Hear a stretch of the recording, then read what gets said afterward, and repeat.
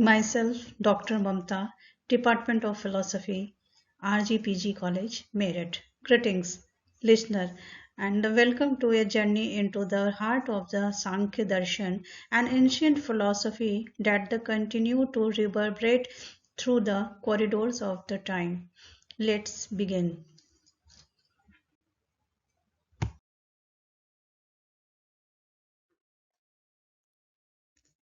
सांख्य दर्शन का परिचय। इसके पूर्व हमें यह जानना आवश्यक है कि सांख्य दर्शन किसके अंतर्गत आता है। सांख्य दर्शन का हम अध्ययन भारतीय दर्शन के अंतर्गत करते हैं। भारतीय दर्शन को दो भागों में विभक्त किया गया है, आस्तिक दर्शन और नास्तिक दर्शन। आस्तिक दर्शन वो हैं जो वेदों को मानते हैं, उन्हें हम आस्तिक दर्शन कहते हैं। ये 6 प्रकार के दर्शन हैं जिन्हें षड्दर्शन भी कहते हैं। इनमें 6 दर्शन आते हैं, सांख्य, योग, न्याय, वैशेषिक, मीमांसा और वेदांत। और नास्तिक दर्शन वे हैं जो वेदों को नहीं मानते। इनके अंतर्गत 3 दर्शन आते हैं, चार्वाक, जैन और बौद्ध दर्शन। आज हम सांख्य दर्शन का अध्ययन करेंगे। सबसे पहले हम देखेंगे कि सांख्य दर्शन का परिचय क्या है। षड दर्शन में सांख्य दर्शन सबसे प्राचीन है। इसकी प्राचीनता इसी बात से सिद्ध होती है कि महाभारत, रामायण, भगवद गीता, उपनिषद, स्मृति और पुराण आदि में इसकी विचारधारा की झलक मिलती है। सांख्य दर्शन दूसरा सबसे महत्वपूर्ण भारतीय दर्शन है। पहला सबसे महत्वपूर्ण दर्शन वेदांत है। सांख्य दर्शन सांख्य प्रवचन के नाम से जाना जाता है। सांख्य दर्शन के रचयिता महर्षि कपिल हैं। डॉक्टर राधा कृष्णन ने कपिल को महात्मा बुद्ध से 1 शताब्दी पूर्व माना है। पाली साहित्य में वर्णन आता है कि विरक्त होकर बुद्ध ने जिन गुरुओं के पास तपस्या की उनमें सांख्य के आलार कलाम भी थे।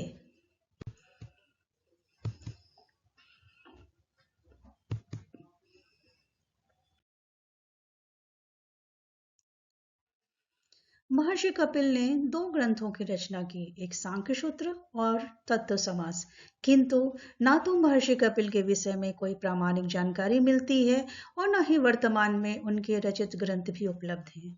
सांख्य सूत्र में 537 सूत्र थे और उसमें सांख्य दर्शन के सिद्धांतों का प्रतिपादन किया जाता है।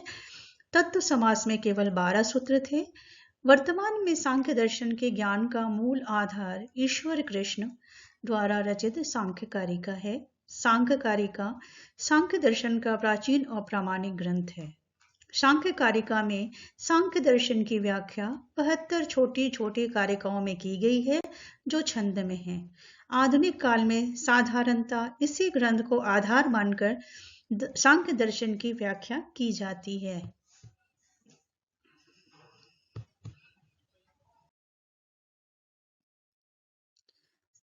अब प्रश्न उठता है कि सांख्य दर्शन का नाम सांख्य क्यों पड़ा? सांख्य का नामकरण सांख्य क्यों पड़ा? इस प्रश्न को लेकर निम्नलिखित मत हैं। पहला है, सांख्य शब्द सम और ख्या के संयोग से बना है। सम का अर्थ होता है सम्यक और ख्या का अर्थ होता है ज्ञान, लेकिन सांख्य का वास्तविक अर्थ हुआ, इसलिए सांख्य का वास्तविक अर्थ हुआ सम्यक ज्ञान। सम्यक ज्ञान का अर्थ है पुरुष और प्रकृति के बीच की भिन्नता का ज्ञान। क्योंकि इस दर्शन में सम्यक ज्ञान पर जोर दिया जाता है, इसीलिए इसे सांख्य कहते हैं। दूसरा मत है, सांख्य शब्द संख्या शब्द से प्राप्त हुआ है। इस दर्शन में सर्वप्रथम तत्वों की संख्या निर्धारित की गई। इनमें तत्वों की संख्या 25 बताई गई है, जिसमें प्रकृति और पुरुष के प्रकृति की 23 विकृतियां हैं। यह 25 सांख्य वाले तत्वों का दर्शन है।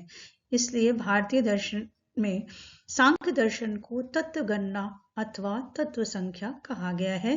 अतः इस दर्शन का नाम सांख्य पड़ा।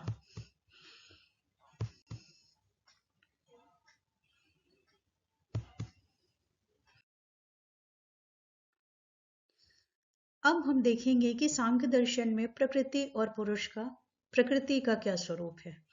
सांख्य दर्शन के मूल कारण को जानने के प्रयास में प्रकृति की सत्ता का अनुमान करते हैं।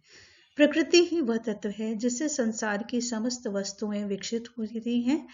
समस्त विश्व प्रकृति का परिणाम है। प्रकृति एक है, इसलिए उससे विश्व की व्यवस्था की व्याख्या हो जाती है। विश्व में दो प्रकार की वस्तुएं दिखाई देती हैं, स्थूल या ग्रॉस और सूक्ष्म और सब्टल।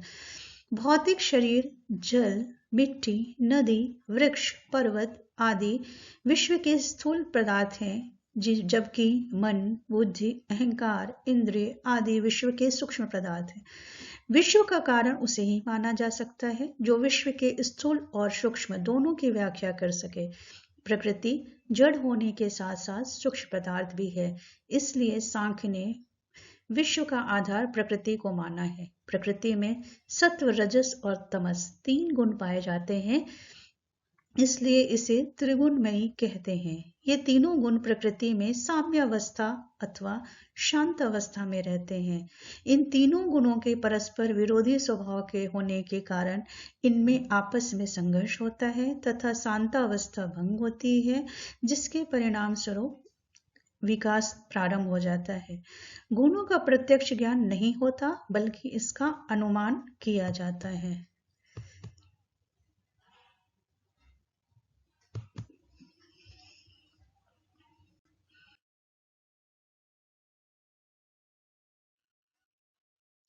सांख्य दर्शन में प्रकृति को विभिन्न नामों से पुकारा गया है। सबसे पहले इसे अव्यक्त कहते हैं। प्रकृति को अव्यक्त कहा जाता है क्योंकि प्रकृति विश्व का आदि कारण है। आदि कारण होने के कारण विश्व के सभी पदार्थ प्रकृति में अव्यक्त रूप से मौजूद रहते हैं, इसलिए प्रकृति को अव्यक्त कहा जाता है। इसे प्रधान भी कहा जाता है क्योंकि यह विश्व का प्रथम मूलभूत कारण है।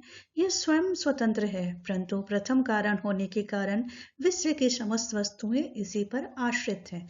प्रकृति को प्रकृति इसलिए कहा जाता है क्योंकि यह विश्व का मूल कारण है, परंतु यह स्वयं कारणहीन है। प्रत्येक वस्तु का कोई न कोई कारण होता है, परंतु प्रकृति का कोई कारण नहीं है।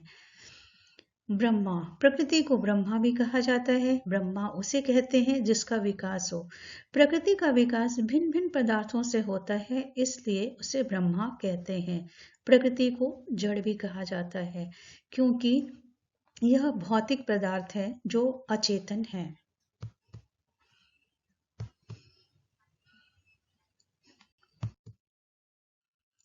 प्रकृति को अजा कहते हैं क्योंकि यह उत्पन्न और उसका कोई कारण नहीं है। यह संपूर्ण जड़ जगत का कारण है, परंतु इसका स्वयं कोई कारण नहीं है। शक्ति, प्रकृति को शक्ति कहते हैं क्योंकि यह सदैव गतिशील रहती है। अनुमान, प्रकृति को अनुमान कहा जाता है। इसकी सत्ता का ज्ञान प्रत्यक्ष आदि प्रमाणों से न होकर केवल अनुमान से हो सकता है। माया, प्रकृति को माया कहा जाता है।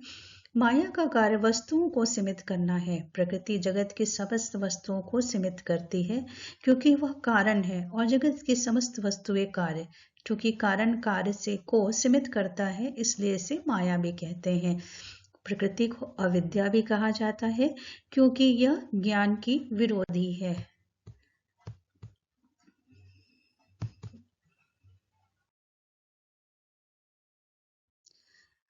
हम इस स्लाइड में देख रहे हैं कि प्रकृति के तीनों गुणों के सत्व, रज और तम, इन तीनों गुणों को इसमें दर्शाया गया है, उसकी विशेषताएं बतलाई गई हैं।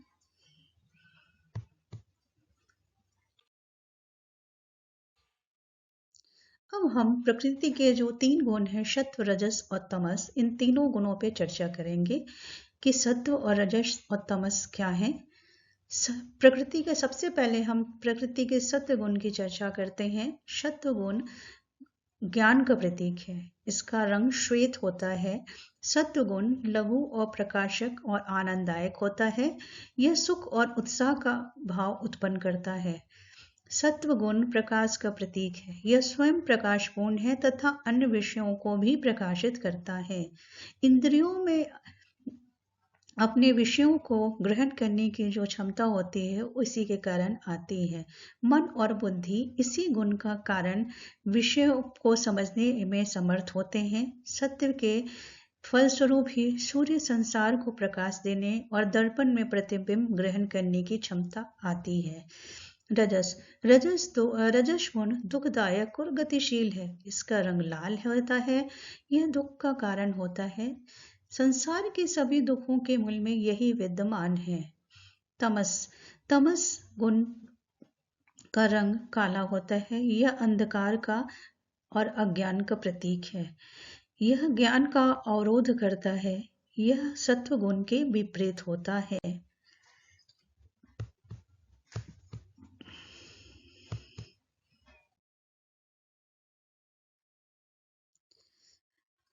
हम इस स्लाइड में सत्व, रजस और तमस इन तीनों गुणों को और उसकी विशेषताओं को देख रहे हैं।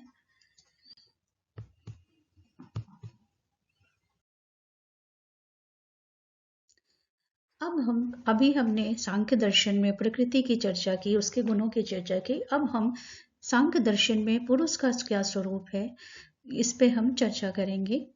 सांख्य दर्शन दो तत्वों को स्वीकार करता है। सांख्य के प्रथम तत्व की व्याख्या की जा चुकी है। अब हम दूसरे तत्व पुरुष की बात करते हैं, जिस सत्ता को अधिकांशतः भारतीय दर्शनों में आत्मा के नाम दिया जाता है, उसी सत्ता को सांख्य दर्शन में पुरुष कहा गया है। पुरुष सांख्य दर्शन का मुख्य तत्व है। सांख्य ने पुरुष का स्वरूप प्रकृति के सर्वथा विपरीत माना है। सांख्य के अनुसार पुरुष शुद्ध चैतन्य, प्योर कॉन्शियसनेस है। यह चैतन्य आत्मा की सभी अवस्थाओं, जागृत अवस्था, स्वप्न अवस्था और सुषुप्त अवस्था में विद्यमान रहता है। पुरुष को सांख्य ने निष्क्रिय और अकर्ता माना है, क्योंकि वह संसार के कार्यों में योगदान नहीं देता। सांख्य ने पुरुष को अकर्ता मानते हुए भी भोक्ता माना है। वह अकर्ता होकर भी प्रकृति और उसके विकारों का भोक्ता है। सांख्य पुरुष को अनेक मानता है। जितने जीव हैं उतनी ही आत्माएं हैं। सांख्य दर्शन पुरुष की अनेकता को सिद्ध करने हेतु युक्तियों का भी सहारा लेता है। पुरुष में सत्व, रजस और तमस गुणों का अभाव है। यह त्रिगुणातीत है। पुरुष ज्ञाता या नोवर है। यह अपरिवर्तनशील है। यह नित्य है। यह गुण रहित है, क्योंकि इसमें सुख, दुख और औदासीनता के भाव नहीं पाए जाते।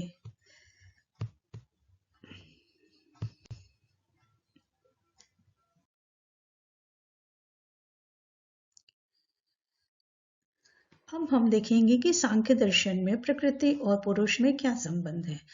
सांख्य दर्शन एक द्वैतवादी दर्शन है। इसके अनुसार दो मूल तत्व हैं, एक प्रकृति और दूसरा पुरुष। इन्हीं दो तत्वों के योग से इस सृष्टि का निर्माण हुआ है। पुरुष चेतन है, जबकि प्रकृति अचेतन। पुरुष निष्क्रिय है, जबकि प्रकृति सक्रिय है। पुरुष अपरिवर्तनशील है, परंतु प्रकृति परिवर्तनशील है। पुरुष सत्व, रजस, तमस से शून्य है, जबकि प्रकृति सत्व, रजस और तमस से अलंकृत है। अतः पुरुष को त्रिगुणातीत और प्रकृति को त्रिगुणमय माना गया है। पुरुष अनेक है और प्रकृति एक है। पुरुष ज्ञाता है और प्रकृति ज्ञान का विषय है।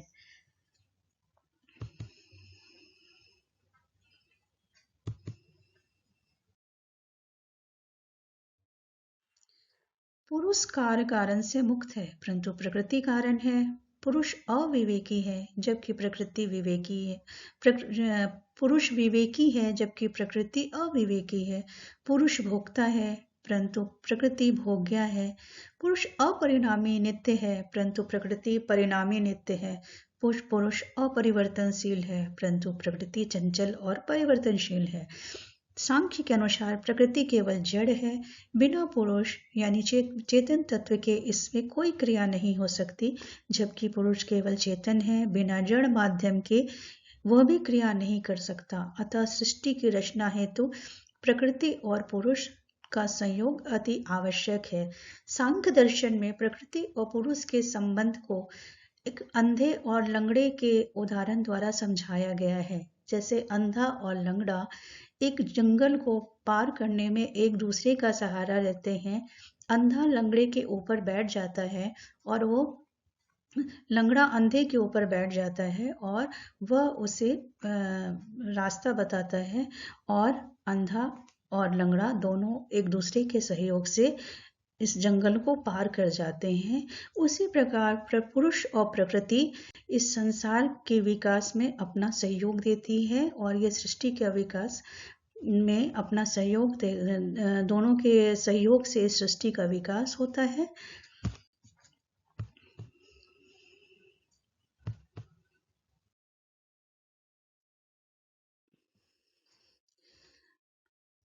आशा करती हूँ कि आपको यह सांख्य दर्शन समझ में आ गया होगा। थैंक यू, धन्यवाद।